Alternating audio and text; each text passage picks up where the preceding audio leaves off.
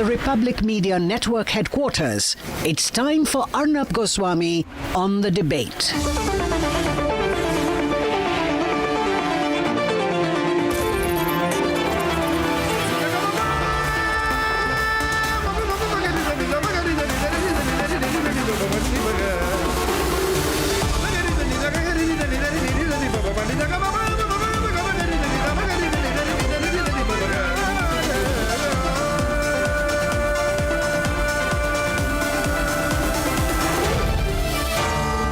Arnab Goswami on the debate. Wow. At 8 p.m. tonight, has Trump's blunder pushed India-China closer? Has Washington completely moved away from the has New Delhi completely moved away from the Washington consensus?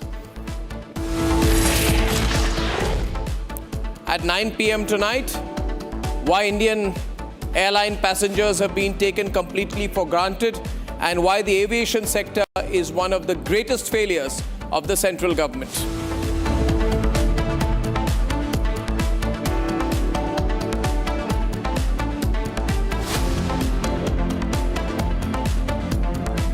And ladies and gentlemen, I'd like to go full frame to the visuals, please.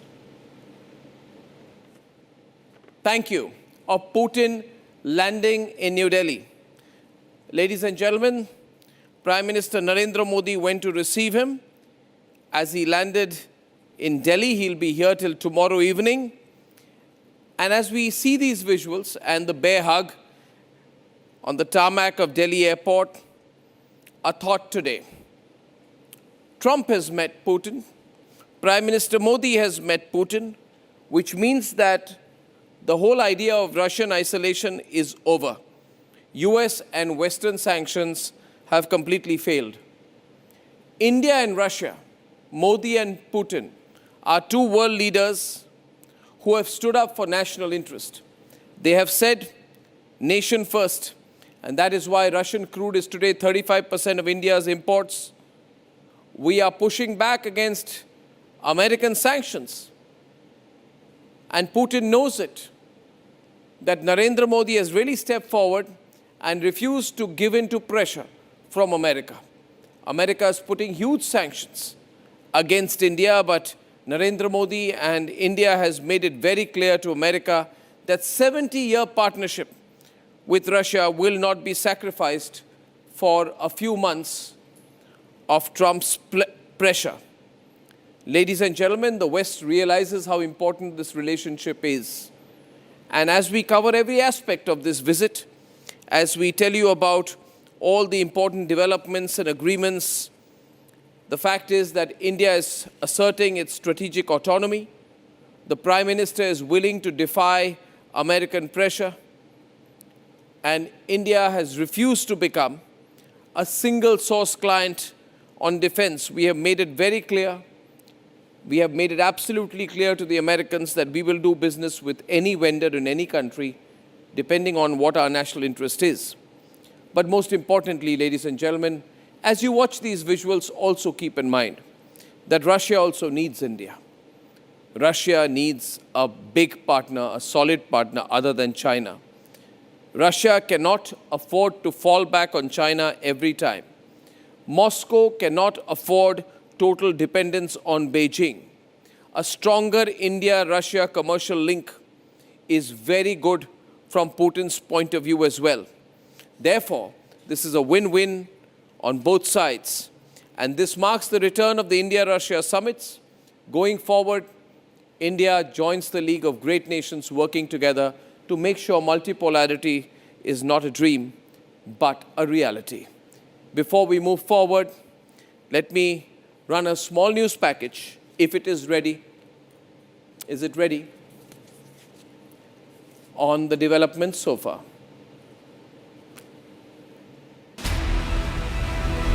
In a rare gesture of respect and camaraderie, PM Modi personally arrived at the Palam Air Base to welcome Russian President Vladimir Putin on his first state visit to India since the Ukraine war began. This is President Putin's first visit to New Delhi in over 4 years, where he will be received with full state honours tomorrow at the Rashtrapati Bhavan in the morning, with the 23rd India-Russia Annual Summit meeting to follow in the day and a state banquet in the evening hosted by President Murmu. It was all smiles when President Putin disembarked from the flying Kremlin, with PM Modi welcoming him with the classic Modi hug, giving Washington flashes from Tianjin. PM Modi and President Putin yet again sat in the same car as they exited the Palam Air Force Base. Modi is hosting President Putin for a private dinner at his residence 7 Lok Kalyan Marg this evening, reciprocating the courtesy he received when he visited Moscow last year at Putin's Novo-Ogaryovo residence. Earlier in the day, Russian Defense Minister laid a wreath at the National War Memorial in New Delhi.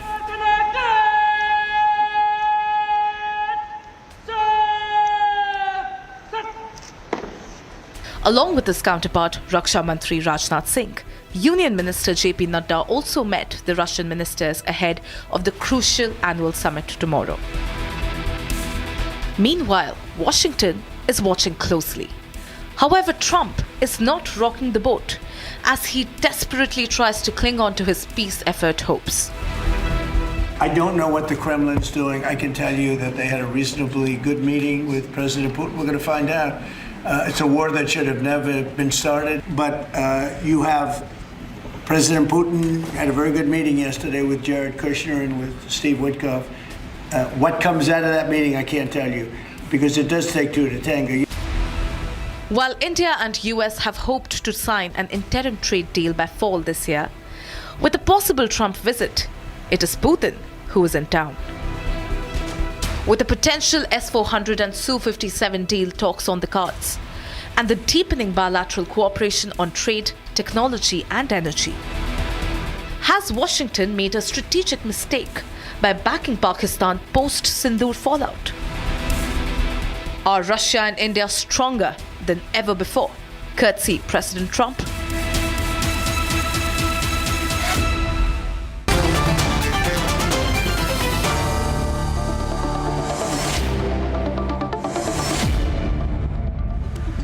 Ladies and gentlemen, as we get the fresh visuals, we have the visuals there of the Prime Minister and Putin. That is at the Prime Minister's residence, where Putin and Modi will be having dinner in some time. And we're going to be analyzing this very important visit. And the live visuals will be coming across, we'll be cutting across straight to them. Once again, to remind all our viewers that Russian President Vladimir Putin is on a visit to India at the invitation of Prime Minister Narendra Modi. This is technically the 23rd India-Russia Annual Summit.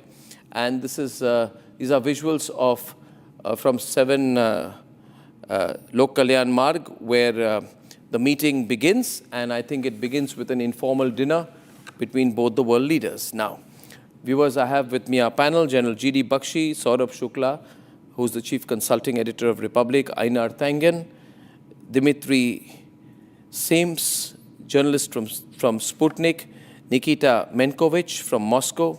He's head of the Eurasian Analytical Club. Matthew Vandam is a senior journalist from Washington. And we have analyst and former chief economist at Citi, William Hendrick, with us tonight from New York. Thank you, gentlemen, everyone, for joining us tonight. If I may begin by asking Dmitry of Sputnik. Dmitry, how is this visit being seen? Is it more than ceremonial? And how is it being reported in Russia? Well, it's definitely far more than just ceremony, because otherwise you wouldn't see Putin bringing such a large and diverse delegation. You have, on the one hand, people from the security side, as evidenced by Russian Defense Minister Andrei Belousov and other senior defense ministry officials, but you also see a very robust economic delegation. You see the head of the Russian Central Bank, Elvira Nabiullina, the head of Russia, and the head of Russia's largest banks, such as Sberbank, VTB. You see Russian First Deputy Prime Minister Denis Monterev, who They're not latest. has for years Volume basically down? Volume down. curated the industrial side of things. And I think that if the message that Russia is sending here is that Russia is going big on Bharat. Russia is not just interested in limiting the partnership to arms deals or energy sales. Russia wants to see Indian businesses sell to the Russian market, have success in the Russian market, and they want to see Indian businesses occupy some of the niches previously filled by Western brands. And that's that's what it's going to take in order to boost $100 billion by 2030, which is the goal that both sides have set for themselves. Absolutely. This is Vladimir Putin's first visit in 4 years. It is being seen as the return of the regular India-Russia summits. It's also significant because India has navigated significant crosswinds fighting America. And America feels it is the only country which can be in talks with Russia. So I'd like to go across to William Hendrick in New York. After all the tantrums and all the shouting matches and all the threats and all the sanctions of Trump, this visit and these visuals, how will Washington read this? William Hendrick, how will policymakers in Washington read this visit? Well, it is clearly a statement by the leaders of India and Russia that they will not be intimidated and pushed around by the US. The problem is that Russia is not a significant economic player. It's the 11th largest country in the world. Its economy is just over half the size of India's economy. And the US is more than 14 times larger. The only significant economic relationship is India's import of Russian oil, which is coming down quite rapidly this year because of intensified American sanctions.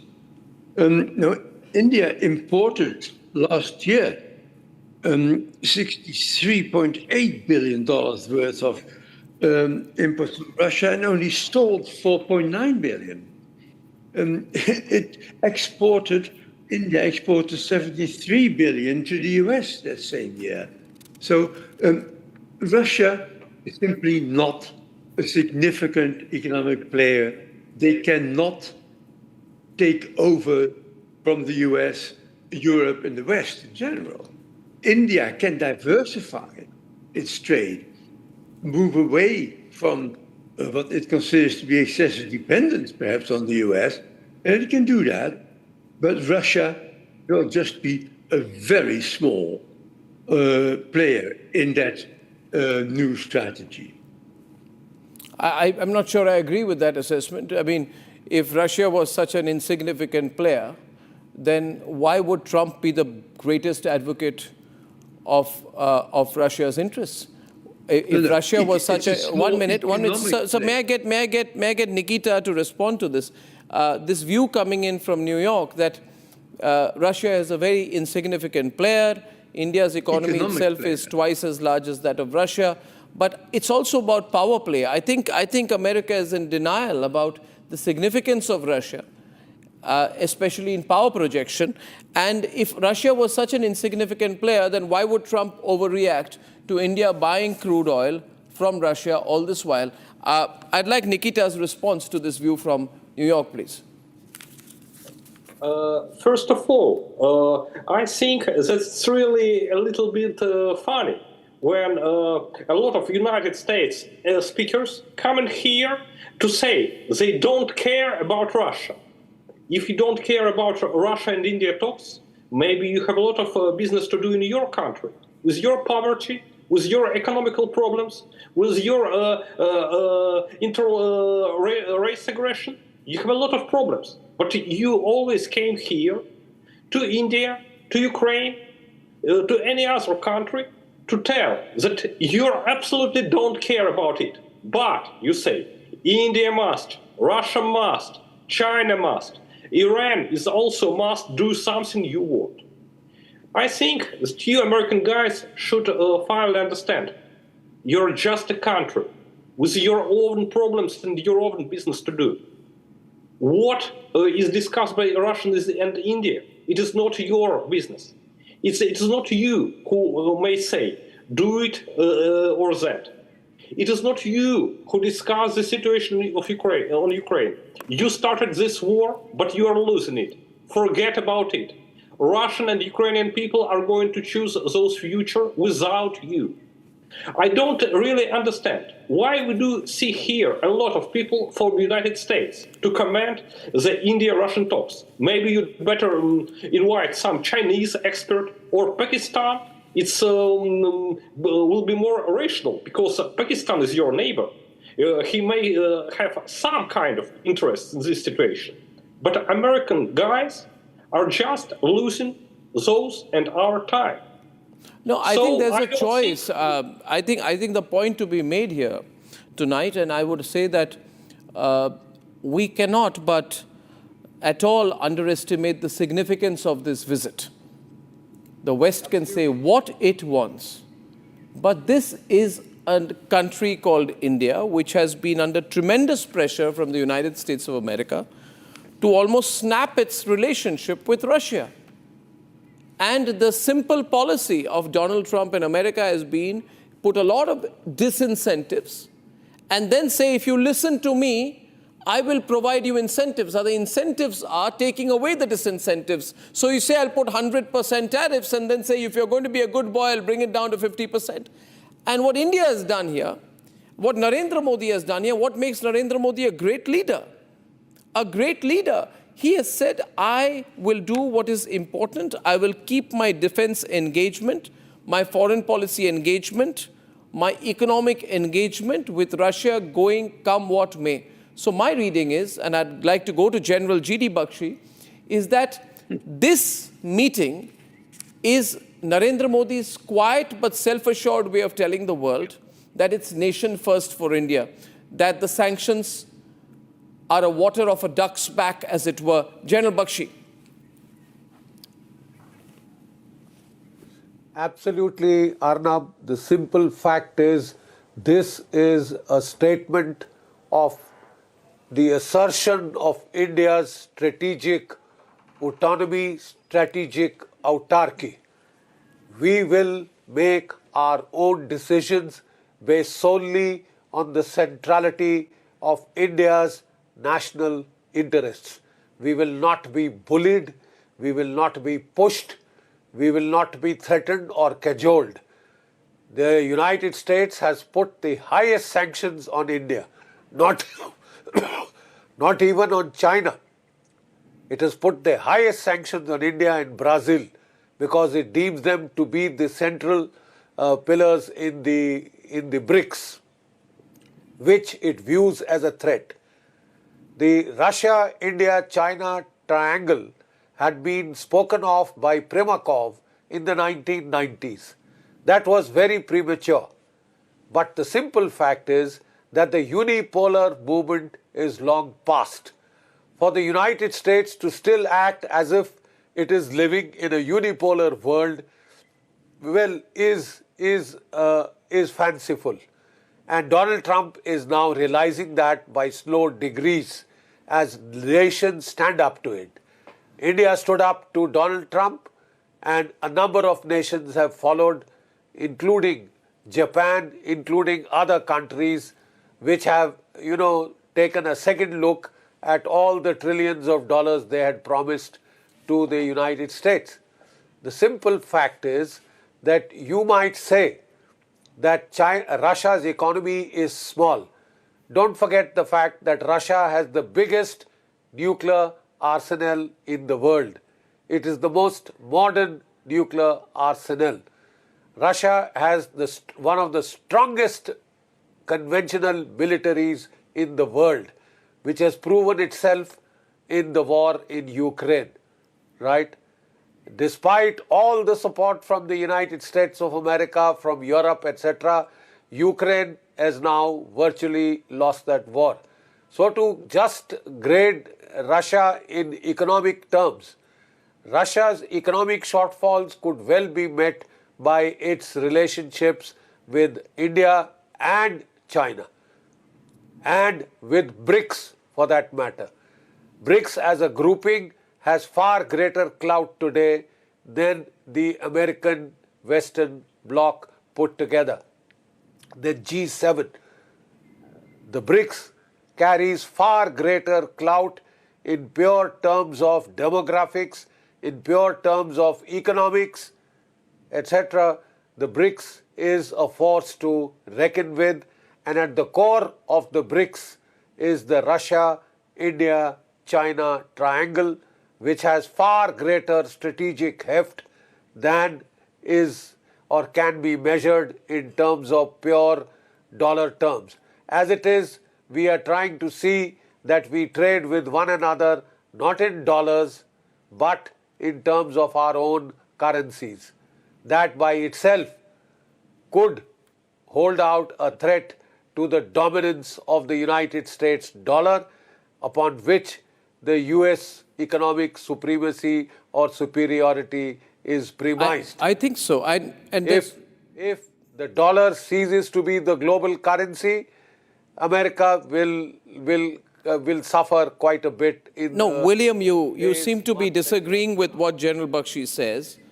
But may I add one point here that I personally believe, Matthew can come in on this, and Einar can come in on this. I personally believe that there'd be a lot of people in Washington who'd be really happy at the Putin-Modi deep India-Russia engagement, especially the growing group of Trump critics. You know, because what Trump has been forced to do, Matthew, is that he's been forced to engage with Russia, come down from his high horse, and also watch the visuals of Putin meet Modi a day after he met his own son-in-law, Jared Kushner, who flew down on Trump's behalf to Moscow. So if there's anyone really who's had to compromise here or come down from his high horse, Matthew, it is Trump. It is Trump who's being forced to change his line and soften his line because he's dealing with tough leaders. He is bitten off more than he can chew, Matthew. Narendra Modi, Vladimir Putin are tough. Xi Jinping, they're all tough leaders. Big countries who know power projection. And you know, Jared Kushner had to go to Moscow to re-engage with Putin, and then Putin finishes that and flies down to meet Modi. What does this signify? I'd like your thoughts. Matthew. Well, I think that the United States is not having its way with India, and it's pretty clear that President Trump's efforts to pressure India to move away from Russia are not working. In fact, they seem to be backfiring. The tariffs and his crackdown on H-1B visas for the United States and so on. That doesn't seem to be going well. The fact that India is being pushed, so to speak, into the arms of Russia is a sign that Trump's policy towards India is not going the way he would like it to. He thought that he could impose some tariffs on India and pressure it in other ways to do what he wants, and it doesn't seem to work. And the primary motivation behind that, I don't think it was necessarily economic. I think it was military. President Trump doesn't like India buying oil and energy products from Russia, and he wanted to He wanted to discourage this behavior in the future, and it looks like the policy is not working. Exactly, that's a big admission here. That's a really, really, really big admission, isn't it, Saurabh? And that's the brilliant part about this engagement, Saurabh, that for 2 years after the Ukraine war began, New Delhi maintained a deliberate, calibrated distance from political signaling with Moscow. From February 22 to July 24, our strategy was simply keep the relationship functional but low-key, avoid triggering anyone. The person who got triggered was Trump. And Trump says, if you buy Russian crude, I'm going to punish you. And then he made multiple comments on how he would punish India. Arnab, let me spell it out. Anybody who thinks that this visit is not being watched in any major capital, including Washington, is living in a fool's paradise. This is one of the very high-profile visits which is being watched very closely.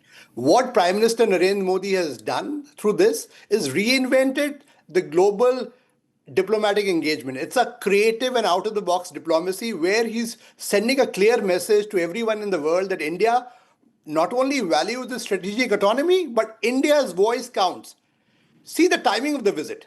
Not only this is significant in bilateral geopolitical terms, this is also significant because India is also playing a role in bringing peace to Ukraine as well. At a time when Russia and the US talks are strategically poised, India is playing a key role here as well. So India is a dominant global player and is a clear message to everyone that you cannot ignore India. That's one. Second thing, India will do diplomacy on its own terms, whether it's the defense deals that it undertakes, the energy deals it undertakes, it will do that.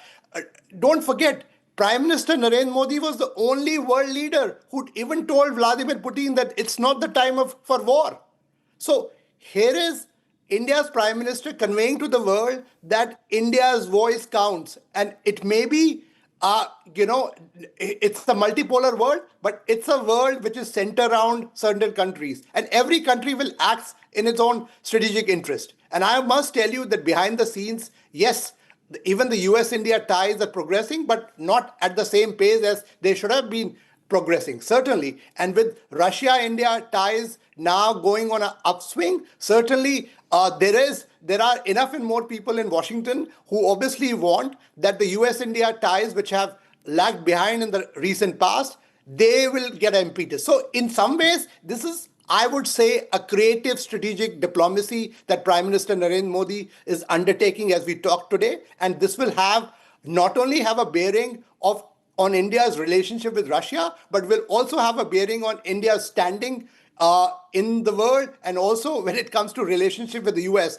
There are, I would say, strategic collateral gains in every relationship, and India values every relationship independently of each other. So that's the big message that's coming out tonight. And there are interesting things. In fact, if you see the white car there, I want to tell you, I've covered diplomacy for a long time. He has chosen a Toyota Fortuner, not his traditional, a Range Rover or a BMW that Prime Minister rides on. There is a security strategic message here as well, Arnab. Let me not spell it out. I think there is, but there's another point here tonight. I'm very curious to know how China will be looking at this visit, and so will the viewers of Republic. China will be looking at this very, very closely. I began by saying, Einar, that I think Russia also realizes it needs it cannot be completely dependent on China. It needs a strong economic ally. It needs a strong strategic ally as well. So I thought this would also be Russia's interest to have a deep relationship with India. But my question to you is that can this really become a three-way relationship? I'm not sure, because India continues to have issues with China.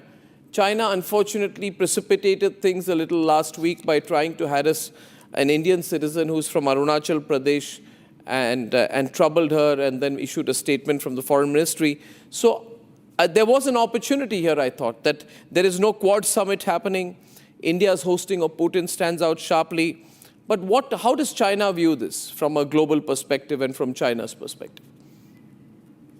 Well, as far as I can ascertain, Beijing is actually quite happy about it. Right now, you have a situation where the BRICS have been targeted by Donald Trump. You know, it's 50% on Brazil, insistence that somebody who tried to stage a coup be released. South Africa, he's not going to go to the meeting next year, saying the G20 is irrelevant and he doesn't believe South Africa is good.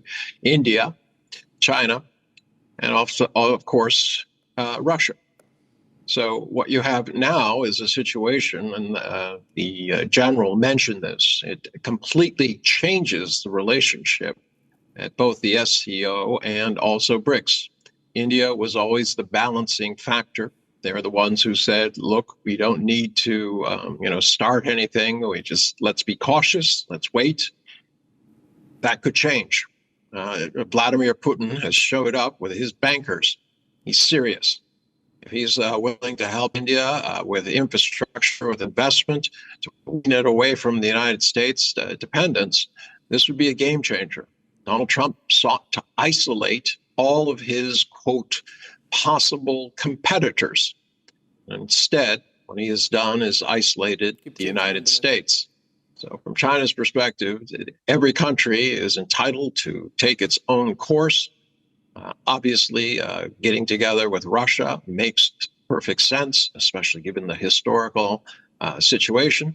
So there's not going to be anybody in Beijing worrying about it. Do India and China have issues? Yes, they have different narratives about them. Hopefully, at some point, they settle. But that is for the future. Right now, India is sending a very, very strong signal to the world that it's not going to be co-opted. It's not going to be bullied. If that continues with a group setting, where perhaps it would makes sense for Europe, BRICS, ASEAN, the rest of the world to go to Washington and tell Donald Trump to stuff his tariffs. Doesn't matter how much he wants to tariff his own people. He will not be allowed to play this cynical game where he plays different countries off against each other for his advantage. That is not the way the world is going to work in a multipolar world.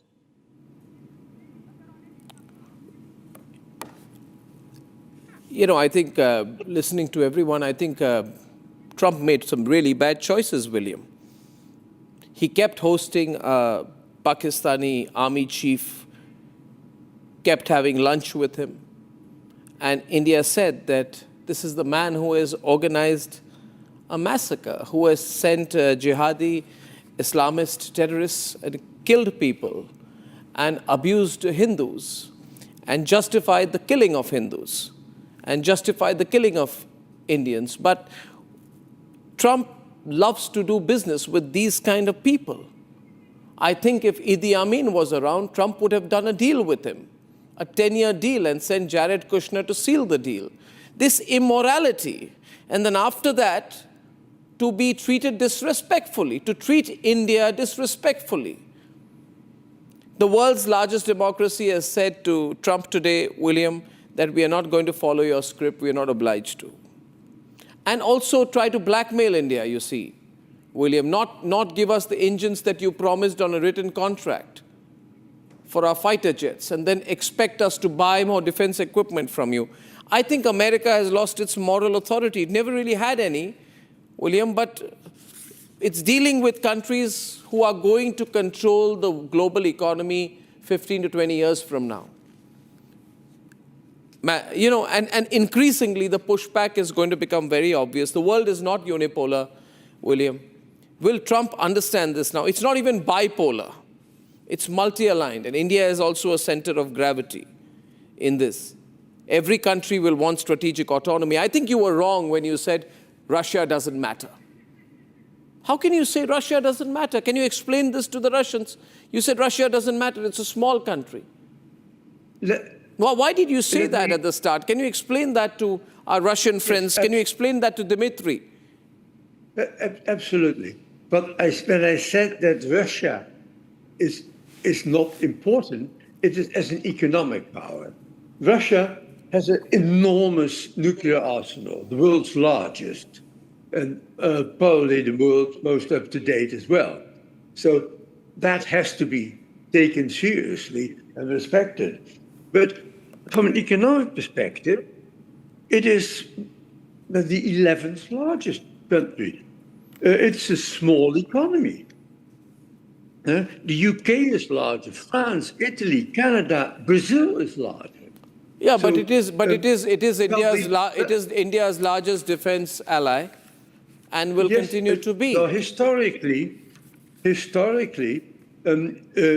been the case, and 60% of India's military hardware, the stock, is of Russian or Soviet origin. Yeah, because correct. No, we can't trust you. We can't trust you. That. We can't trust you. India, you're an untrustworthy. You are an untrustworthy ally in terms of defense. No, you said the GE. You can ask General Bakshi here tonight. General Electric has refused to supply the engines, right, Saurabh, General Bakshi, that were promised to be sent for our light combat aircraft. You are blackmailing India. And I'm not defending. I'm not defending. Arnab, we had foreign paid policy, $1 billion or his economic policies, or his tariff policy. No. One minute. Yes. So that's not what we're talking about. We're asking here about Russia is likely to remain a significant military supplier to India. India is trying to diversify its sources, even of military supplies. First of all, I think General Bakshi in the US, General Bakshi and our Russian friends, please, let's get another perspective on this. A section of Americans who believe that Russia is not significant. I want a response maybe from Dmitry first in Moscow. Economically significant. Yeah. Economically significant. I'd be delighted to respond to set the record straight. So we've heard this narrative for years now that the Russian economy is weak and that it's insignificant. Let's ask ourselves a question. If the Russian economy is so weak and so insignificant, why is it that the Russian economy has outgrown the entire G7 in 2023 and in 2024, despite having 25,000 sanctions imposed on it? Why is it that Russia has the industrial capacity to outproduce all of NATO in terms of ammunition? And the key reason is that the economic statistics that William uses are fake, basically, because most economists don't look to nominal GDP because nominal GDP doesn't account for differences in purchasing power parity, which is the more significant metric that we look at. And if we look at GDP by purchasing power parity, Russia's in the top 5. And what's moreover, Russia is key to global supply chains and energy in terms of various rare earth minerals and metals that the United States itself depends on. American planes can't fly without Russian titanium. Americans can't make chips without Russian palladium, and so on and so forth. So what I would say is that when we look at in terms of who has the more stable economy, who has the more promising economy, I would definitely say it's Russia, because Russia doesn't have a $35 trillion debt. Russia doesn't have a massive deindustrialization problem that's only getting worse. Russia doesn't have collapsing infrastructure. And most importantly, when you look at the sectors leading the Russian economy, they're not government spending, they're not healthcare and hospitality. So what I would say is the American economy in 2025 is a massive Potemkin village. The only reason why the Americans have any positive growth right now is because of the AI bubble. But everyone admits that the AI bubble will pop sooner rather than later. So don't throw stones if you live in a glass house. And also, America has largely failed, hasn't it, with everyone? China's economic support for Russia's war economy continues. Iran has outrightly rejected your nuclear negotiations. You had to back off after a symbolic strike. In fact, Iran retaliated by attacking American bases in the Middle East. The Alaska meeting with Trump did not yield anything. So, Matthew, it's looking very bad. China has arm-twisted America on the export of rare earth metals. China has imposed retaliatory tariffs on American goods. Trump had to back off, right? And Trump is even flying Air Force plane which has been gifted from the Middle East. So things are getting really, I mean, if you look at it, extremely logical. More importantly, Einar yesterday, I think it was the Wall Street Journal which reported, Matthew and Einar, it said that Xi Jinping has said, I want Taiwan, I want the Chinese military to take over Taiwan by 2027. Not one statement, Matthew, from Washington. Not one statement. Nikita, was there one statement from Washington saying, no, you can't do this? You can't do this. Not even one statement pretending the Wall Street report did not happen.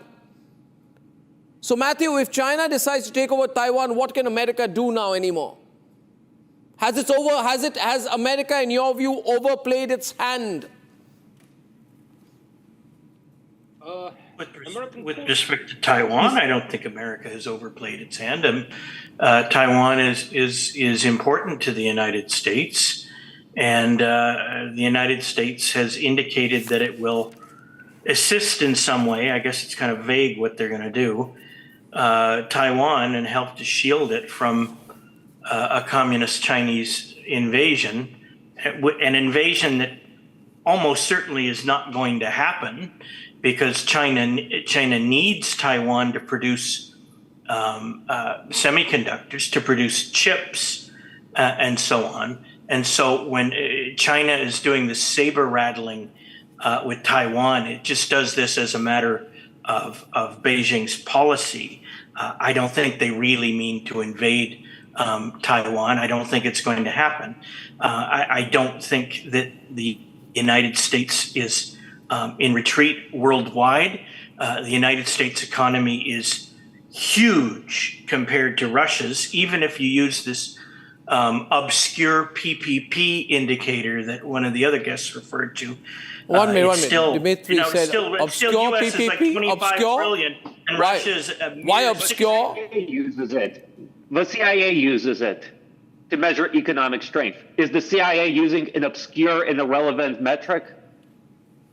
The CIA uses all sorts of metrics in its reports, but the most widely accepted metric of economic strength for countries is the GDP, where America is like 14 or 15 times the size. It doesn't of account for. However, even with power parity, even with the PPP, Russia is still nothing compared to the United States. 6 trillion versus 25 trillion.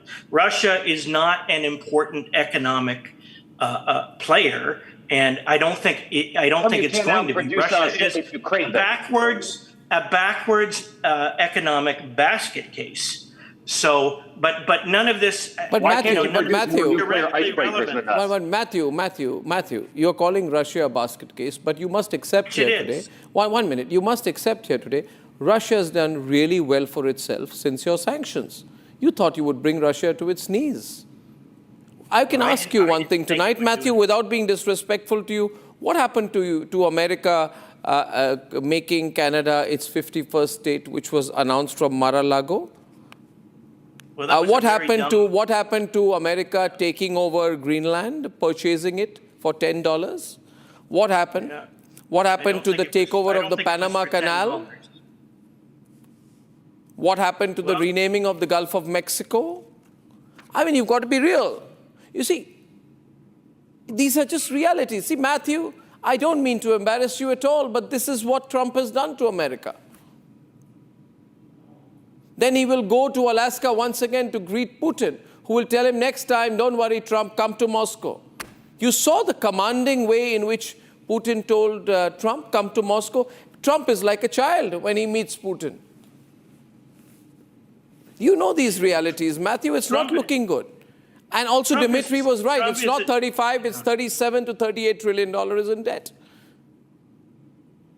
Well, I was referring to the GDP and the PPP metrics. I wasn't referring Yes, to okay, let's go back to this meeting. In the context of all of this, the significance of this meeting, I'd like to go back to Nikita because viewers in India are interested in getting a global perspective on what's happening at a time when many in India believe the India-US partnership is beyond a point of no return. I think that our problems now is that we have a historical visit of Mr. Putin to India. We have a lot of topics to discuss. The future cooperation between India and Russia in energy, in medicine, in IT, in defense and weapon production. We have a lot of things to discuss. But we're sitting here and discussing American dreams about world power. It looks strange. We have a lot of work to do, India and Russia. We don't need these American guys to argue with them about those dreams, to be a leader, to be a standard, to be an example for other countries. United States is just a usual country. It's smaller than India do. I don't want to feel someone bad. It's not bad to be smaller than India. But you should understand, India shouldn't pay attention to your remarks. Russia has no need to prove you that we are great enough to live as an independent country. Please, we should change our behavior. We should forget about so-called American perspective. No. If we want to have an international debate I would forget all that. I agree with you, Nikita. We can't be reactive on issues. But today, what is the issue here? The issue was always Russian oil, Saurabh, wasn't it? Einar, it was Russian oil, but European Union is the largest buyer of Russian LNG. France, Belgium, Netherlands, Hungary, all these are big countries buying Russian oil. Europe is the second largest importer, 22% of Russian LNG imports. Japan is the third largest importer. Japan is the third largest importer. So this whole aggression on Russian oil, Einar, this aggression on Russian oil is over after today. Basically, India is saying tonight, Einar, can I have Einar? He's speaking, Aditi, he's speaking. You have to look at who's speaking. Einar. You cannot forget the fact that it was the U.S. who asked India to buy Russian oil. I mean, this is the part that is very, very hard for most people in the Beltway to understand. You ask India to buy Russian oil to stabilize the price so that you do not have these huge spikes, which would have affected the United States. This was a political move. And now you have, Trump saying that if you buy oil from Russia, it's a big issue. I mean, the part I don't understand is he always claims that he's a friend of Modi, calls him up on his birthday, wishes him a happy birthday, and the very next day tells Europe to put 100% tariffs on India. I mean, it's befuddling. I know he likes madman politics, but obviously from the tone of everybody here, it's not working. This issue about purchasing power parity, I would suggest my American colleague consider that what you can buy and what you can live by is the true measure of your economy, not nominal dollars. That's well said, and also the world. Can I add? Yes. Arnab, quick dimension. President Trump has used these tariffs as a negotiation tactic. Yes. He's a deal maker. If you remember my question to him when Prime Minister Modi went there, he said, Prime Minister Modi is a tougher negotiator. That's what is actually playing out in the real sense. So post this, I can tell you, it will spur not only Russia-India relationship, this will have a positive impact on US-India relationship as well, because the US also realizes that they don't want to miss out the bus.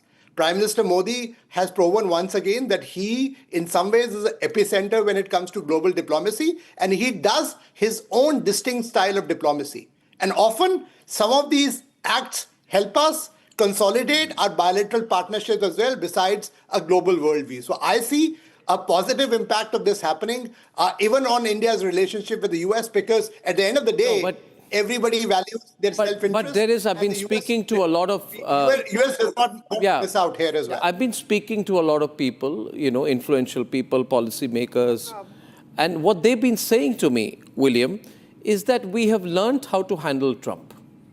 In India, what people say is we know how to handle Trump. And the feeling is that nothing matters because we had our GDP numbers, Q2 GDP numbers. By the way, William, you've been a chief economist at Citi, you should know, we've grown at a historic 8.2% growth quarter on quarter. That's huge. The whole world wants to talk to us, which means we have absorbed whatever small losses are there because of your sanctions. So, I agree that India's economic performance is remarkable. But so is Russia's, right? Relatively. India so is Russia's. Strong demographics. Russia's economic prospects are poor. Its economic size is de minimis. And I think the GDP at market prices is the right measure of economic power.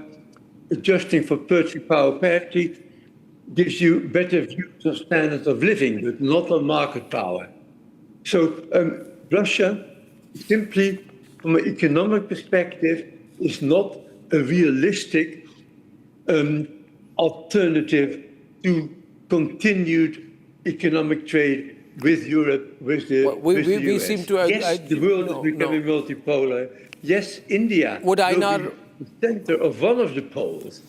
It is undoubtedly an exciting economy, but Russia is not a significant economic player. Yeah, but America is isolating itself here, William. Yes, America is isolated. We are talking to Europe, we are talking to Canada, we've increased our business with Latin America, ASEAN. I agree. So I think America is the only country completely getting isolated. At some point, Einar, do you believe that these pressures will not be counterweights for America but liabilities? Because at some point, given the social fabric, the difficulties within American society, the disparity, and the homelessness on Manhattan, that America will have to roll back a little bit of the pressure it's trying to put for the world. Trump is still going around congratulating himself in global capitals, saying, we've never had so much money in America. Do the Americans feel the same way? Those who I speak to clearly don't. They say there's a lot of poverty, a lot of social divide in America that's happening right now, a lot of tension that's building up. What's your reading? Well, you just have to look, you can't look past the fact that he's sent troops to American cities. I mean, this is not the sign of a free and well-functioning democracy. In terms of my chortling friend in New York, I mean, I find it hard to believe that he wants to, perpetuate this myth that America is a strong man. If we were so strong, why did we get whipped by 30 to 40,000 Taliban? Why did we lose every war since World War II other than attacking Grenada? I mean, we do not have the pedigree to insist that being bigger makes us better, hasn't made us more effective. The world is not safer. We've spent trillions of dollars on these wars, and we're still continuing to pile them up. It is now past 38 trillion. With the additional things that Donald Trump is asking for, we're going to be soon across 40 trillion. The danger there is that there is no way that there's no plan to pay it back. Neither party has the will to say, look, it's time to either tax or stop spending. And if they do stop spending, unfortunately, it's stop spending on those who need it most and start, throwing more money at the war machine.